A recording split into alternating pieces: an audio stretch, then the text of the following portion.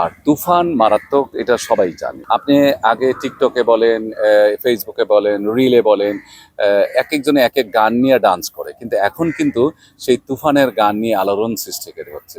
YouTube খুললে যেটাই খুলি না কেন সেখানেই তুফানের গান, যেখানে খুলি সেখানে তুফানের গান।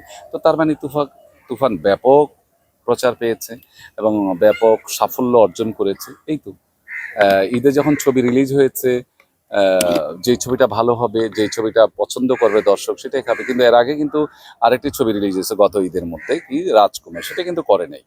কিন্তু এইবার তুফান ভালো হয়েছে, সেখানে কিন্তু সবারই কৃতিত্ব আছে, যেমন ডাইরেক্টর, প্রডিউসার অ্যান্ড হিরো হিরোইনের সবারই কিন্তু এখানে কৃতিত্ব আছে। এবং গল্পের জোরেই কিন্তু ছবিটা, শুধু গল্প থাকলেই হবে না, গল্পটাকে মেক করতে হবে, গল্পটাকে পাবলিকের সামনে বাস্তবতার রূপ দিতে, এবং গল্পের সঙ্গে ক্যারেক্টারের সঙ্গে মিল থাকলেই কিন্তু দর্শক গ্রহণ করবে, সেটা করেছে।